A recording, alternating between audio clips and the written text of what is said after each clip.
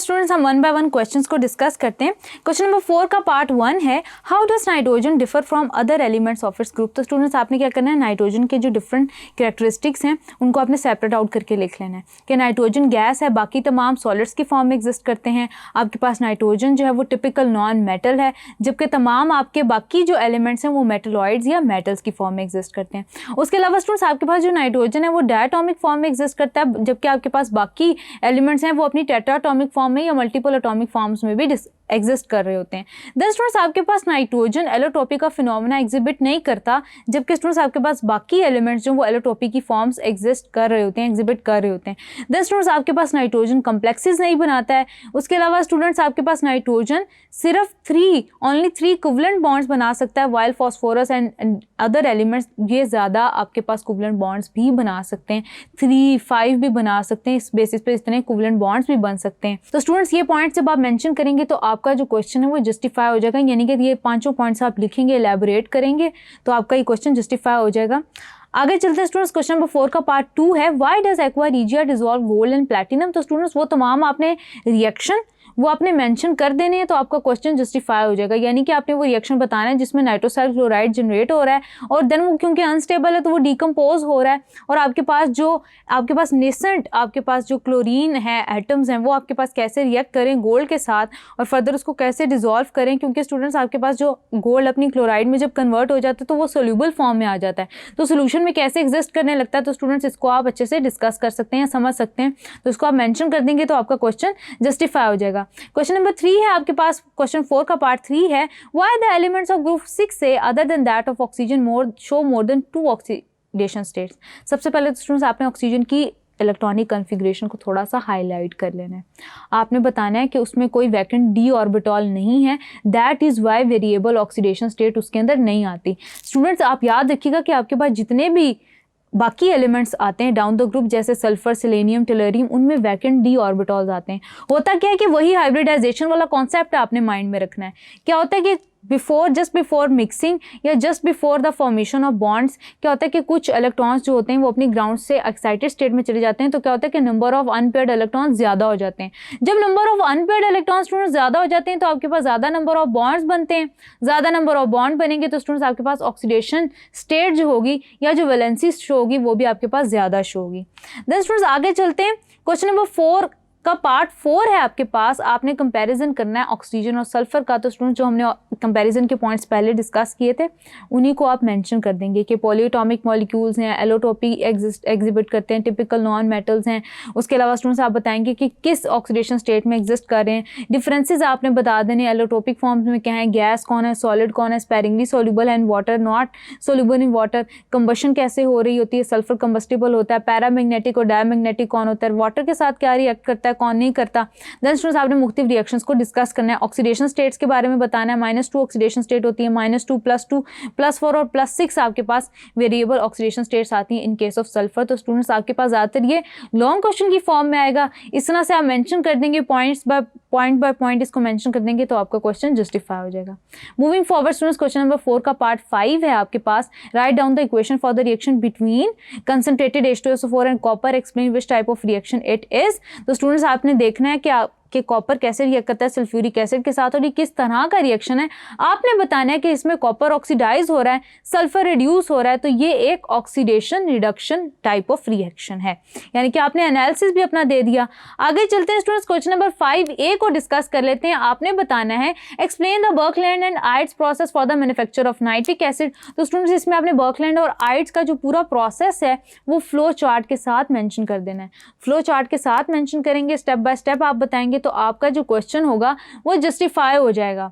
तो स्टूडेंट्स उसके अलावा आप याद करें कि आपके पास 4 to 5 स्टेप्स हैं, आपने जस्ट उसकी जो फ्लो शीट है वो आपने ठीक से बनानी है, तो आपके पास ये 2 पॉइंट्स इनफ होंगे अपने क्वेश्चन को जस्टिफाई करने के लिए। क्वेश्चन नंबर 5 का पार्ट B है, which metals evolve hydrogen upon reaction with nitric acid.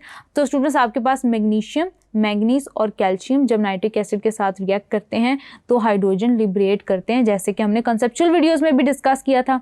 आगे चलते हैं, क्वेश्चन नंबर 5 का पार्ट C है, what is meant by fuming nitric acid. Concentrated nitric acid colourless होता है और वो क्या करता है स्टूडेंट्स आपके पास कि जब आप उसकी बॉटल ओपन करें कभी अपनी लैब्स के अंदर तो वो फ्यूम्स जनरेट कर रहा होता है वाइट कलर के। अब होता क्या है कि उस कंसनट्रेटेड HNO3 के अंदर क्योंकि नाइट्रोजन डाइऑक्साइड प्रेजेंट होता है, इसलिए अपॉन एक्सपोजर वो वाइट फ्यूम्स प्रोड्यूस कर रहा होता है।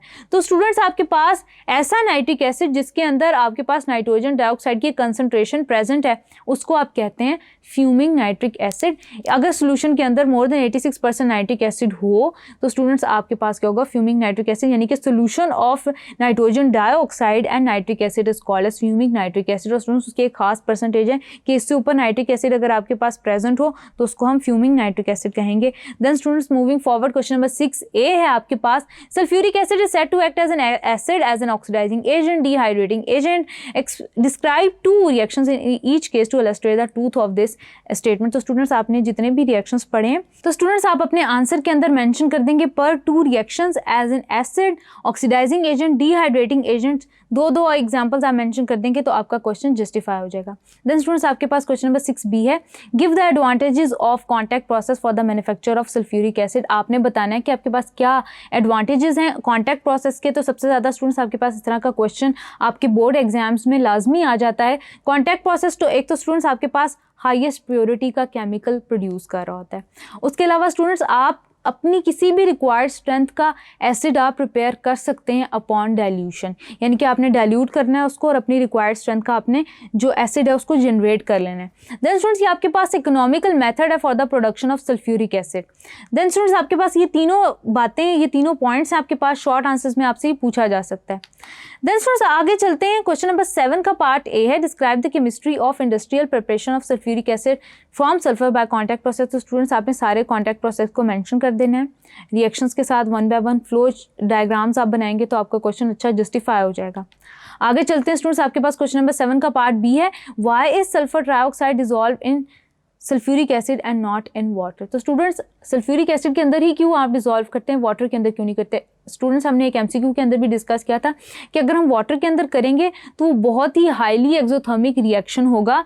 That is why sulphur trioxide is not dissolve in water because the reaction of sulphur trioxide with water is highly exothermic और ये डिफिकल्ट टू हैंडल होता है। The amount of heat evolve control करना, corrosive aerosol बन जाता है जिसकी वजह से स्टूडेंट्स उस रिएक्शन को हैंडल करना मुश्किल हो जाता है। इसलिए सबसे पहले क्या होता है कि आप क्या करते हैं, सल्फर ट्राइऑक्साइड को आप सल्फ्यूरिक एसिड के अंदर डिसॉल्व करते हैं, ओलियम जनरेट करते हैं, ओलियम को आप सल्फ्यूरिक एसिड में कन्वर्ट कर लेते हैं डाइल्यूट करके with sufficient amount of water. आगे चलते हैं स्टूडेंट्स, क्वेश्चन नंबर 7 का पार्ट C है, explain the action of sulphuric acid on metal along with chemical equations. आपने केमिकल इक्वेशंस के साथ इनको मेंशन कर देना है। आपके पास आ जाता है cold dilute H2SO4, cold concentrated H2SO4, hot concentrated H2SO4। आपने बताना है कि सल्फ्यूरिक एसिड मेटल्स के साथ कैसे रिएक्ट कर रहा है।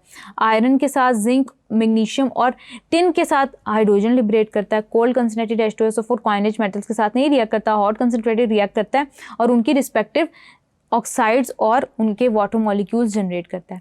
आगे चलते हैं स्टूडेंट्स, क्वेश्चन नंबर 8 कहता है describe the preparation of NO2 gas also give its reaction. तो स्टूडेंट्स आपने प्रिपरेशन का, प्रॉपर्टीज़ का और रिएक्शन का जितना पार्ट है वो आपने इसके अंदर मेंशन कर देना है, तो स्टूडेंट्स आपका ये क्वेश्चन जस्टिफाई हो जाएगा। देन स्टूडेंट्स आपके पास क्वेश्चन नंबर 9 है, how PCl3 and PCl5 can be use for the preparation of other chemical compounds. तो स्टूडेंट्स आपने इसके अंदर जो उसके पर्टिकुलर रिएक्शन है जिनमें कंपाउंड फॉर्मेशन हो रही है वो आप मेंशन कर देंगे स्टूडेंट्स, तो आपका ये क्वेश्चन जस्टिफाई हो जाएगा। देन स्टूडेंट्स आपके पास क्वेश्चन नंबर 10 है, answer the following question, describe ring test in the formation of the presence of nitrate ions in the solution. तो स्टूडेंट्स हमने जो रिंग फॉर्मेशन पढ़ी थी रिंग टेस्ट की, उसको आपने मेंशन कर देना द रिएक्शंस में। तो स्टूडेंट्स आपने बताना है कि रिंग टेस्ट आप क्यों करते हैं, to confirm the presence of nitrate ions in the solution. आपने फ्रेशली प्रिपेयर फेरस सल्फेट को ऐड करना होता है to the solution containing the nitrate ions और एज अ रिजल्ट स्टूडेंट्स आपके पास वो कम्प्लेक्स या एडिशन कम्प्लेक्स बन जाता है जो कि स्टूडेंट्स आपको ब्राउन रिंग के तौर पे नजर आता है in the junction between the two solutions.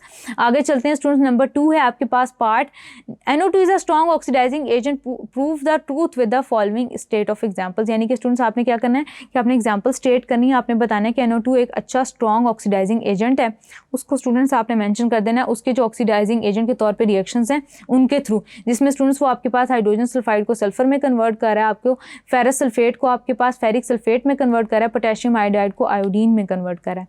Number 3 part है इसका स्टूडेंट्स आपके पास केमिकल इक्वेशन और नेम्स ऑफ प्रोडक्ट लिखने, form as a result of the reaction of nitric acid with arsenic and antimony. Arsenic और एंटीमनी के साथ student जब भी रिएक्शन होता है आपके पास तो आर्सेनिक एसिड और एंटीमनिक एसिड आपके पास प्रोड्यूस होता है। तो ये रिएक्शन आपने स्टूडेंट्स लाजमी माइंड में रखना है ताकि आपका क्वेश्चन जस्टिफाई हो। ये रिएक्शन स्पेसिफिकली स्टूडेंट्स आपके शॉर्ट आंसर्स में पूछा जा सकता है। देन स्टूडेंट्स आपके पास नंबर 4 पार्ट है, give the methods of preparation of phosphorus trichloride. तो स्टूडेंट्स आपके पास जो स्ट्रेट अवे जो आपके पास प्रिपरेशन के मेथड्स थे उनको आप मेंशन कर देंगे। By direct chlorination of phosphorus, then by reacting white phosphorus with that of thionyl chloride. तो आपने उसको रिएक्ट करवा देना है, तो आपके पास जो प्रोडक्ट्स आती हैं उनको आपने मेंशन कर देना है। देन स्टूडेंट्स आपके पास है phosphorus pentoxide is a powerful dehydrating agent, proof giving examples. तो स्टूडेंट्स आपके पास बहुत सारी एग्जांपल जिसमें से आप 3 से 4 मेंशन कर सकते हैं, तो आपका जो शॉर्ट आंसर है वो जस्टिफाई हो जाएगा।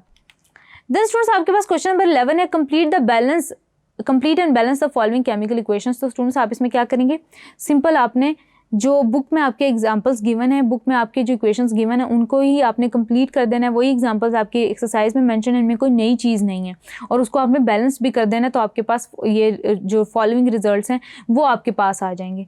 देन स्टूडेंट्स आगे आपके पास क्वेश्चन नंबर 12 है, आपने मेथड्स बताने for the preparation of phosphorus pentoxide and explain is reaction. तो स्टूडेंट्स स्ट्रेट अवे आपने फॉस्फोरस पेंटॉक्साइड की प्रिपरेशन बतानी है, उसकी प्रॉपर्टीज़ बतानी है, उसके रिएक्शंस बता देने हैं, तो आपका क्वेश्चन जो है वो जस्टिफाई हो जाएगा। क्वेश्चन नंबर 13 है students, discuss the trends in physical properties of group 6A elements. यानी कि स्टूडेंट्स आपने ट्रेंड्स बताना है कि फिजिकल प्रॉपर्टीज कैसे चेंज हो रही हैं। यानी कि स्टूडेंट्स आपने मुख्तलिफ आयनाइजेशन एनर्जी की वैल्यू दे देनी है, आपने बताना है कि आपका एटॉमिक और आयनिक रेडियस कैसे चेंज हो रहा है, आपने बताना है मेल्टिंग और बॉइलिंग पॉइंट कैसे चेंज हो रहा है, आपने इलेक्ट्रॉनिक कन्फिगरेशन बता देनी है। उसके अलावा स्टूडेंट्स आप बता देंगे कि आपके पास कौन मेटल और नॉन मेटल्स की फॉर्म में एग्जिस्ट कर रहा है। तो स्टूडेंट्स फिजिकल प्रॉपर्टीज़ पर काफ़ी ज़्यादा आपका जो आपके जो पॉइंट्स हैं वो क्लियर हो जाएंगे। और स्टूडेंट्स एट द एंड क्या है, आपने सारे पॉइंट्स मेंशन कर देने हैं, तो आपका क्वेश्चन जो वो जस्टिफाई होगा। इसको आप स्टूडेंट्स क्या करेंगे, टेबुलर फॉर्म में भी लिख सकते हैं, आप उसको अपने वर्ड्स की फॉर्म में भी लिख सकते हैं। ज़्यादा बेहतर होगा कि आप टेबल की फॉर्म में लिखें अगर आपको वैल्यूज़ याद हैं तो, और अगर नहीं याद तो स्टूडेंट्स आप क्या करेंगे कि उनको अपने वर्ड्स में ही आप लिख देंगे कि क्या आपके पास फिजिकल प्रॉपर्टीज़ के ट्रेंड्स चल रहे हैं। तो स्टूडेंट्स जो आपका क्वेश्चन है वो जस्टिफाई हो जाएगा अच्छे तरीके से। So students having said that, that's all for today. I hope कि आपको मेरा समझाया हुआ एक एक क्वेश्चन बहुत अच्छे से समझ आया होगा। This is your on screen chemistry instructor Rimsha sir signing off from tutoria.pk. Inshallah, we'll see you in the next video with next chapter. Till then, take care. Allah Hafiz.